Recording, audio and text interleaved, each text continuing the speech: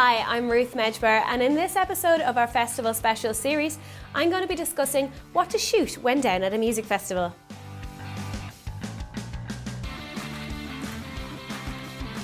I've shot hundreds of festivals over the years, big ones with hundreds of thousands of people and tiny ones with just about 600 guests. I've also shot for a wide variety of clients. I spent years working for a music magazine when I first started, and then I transitioned to shooting for a newspaper, for corporate clients, brand sponsors, and now I mostly shoot for the festival organisers themselves. As you can imagine, each client will request a very varied shot list from you. Music magazines will usually request that you shoot a heavy proportion of musical acts. They'll then use these images for years to come whenever they reference that act in their magazine. For them, their audience wants to see the musicians. To some extent, you can shoot what you want, but most of the time you'll be working with a team of photographers, and you'll divvy up the bands between you, ensuring most of the acts on the bill are covered. Don't be surprised if there's a few unknown acts on your shot list. The editor might know something you don't know. When shooting for a newspaper, things will change slightly. They'll also want to see some of the main acts, but they'll also want to get a feel for the crowd too.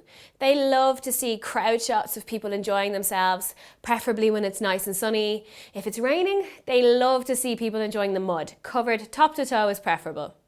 Some newspapers, mainly the more cultured kind, might run a nice scenic shot of the sun going down on the main stage, so keep an eye out for the artistic type of shots too when they happen to present themselves. If you haven't gone down the traditional press route of getting your pass for the festival, but instead have been hired by one of the corporate clients or brand sponsors like a drinks company, things can be a little different. Your shot list might not feature any musical acts at all. You'll usually find at large festivals that certain companies might have their own dedicated areas. Some of them will have little stages, some will have bars, some might just have DJs or maybe a games area, some might just be giving out hula hoops. There's always a lot of mad stuff at festivals, paid for by big brands, and they always need their own photographers. Usually they pay more than magazines and newspapers, so they're a great option for professional photographers to earn a bit of cash. If you're shooting for these, you'll nearly always get an extensive shot list, which you'll need to stick to. It can feature shots like candid shots of people enjoying products, people interacting with the product in games, close-up shots of the product at the festival, posed social shots of named people with the product in their hand. There could even be brand guidelines to follow, like the product cannot be shot from below or anyone featured must look over 24. I've even had one request where it said people need to have clean clothes and shoes, which is very difficult in a total mud bath. Shooting these types of gigs isn't always the best fun in the world, but you're a professional photographer, you're here to do a job and get paid. You can book another festival with your mates another time to have the lols. If you've been hired by the festival organiser and it's a large festival, you can expect a massive shot list. If it's a small festival with a more casual agreement and you haven't been given a list, then here's what I think is almost essential to shoot. Really, the festival is going to want to update its social media channels regularly throughout the day over the whole weekend.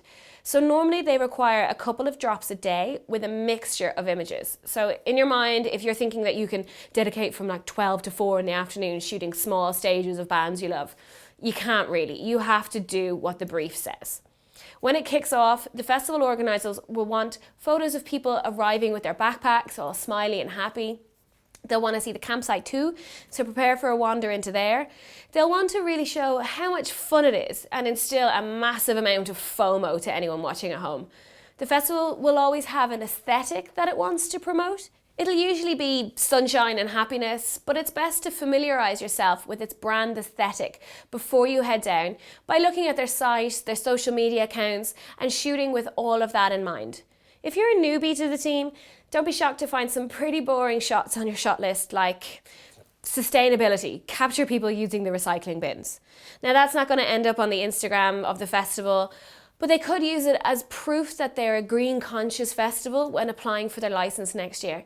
So it really is a vital shot. Overall, shoot everything when you're shooting for the festival. If it's a small festival without a shot list, maybe ask if you can have a production meeting with the organiser in advance to ensure you really capture what they're after. And remember, photos of people who are in a bad state, falling over, looking ill, etc. might make great documentary photographs, but sharing them online will most certainly ensure that you get your press pass revoked next year.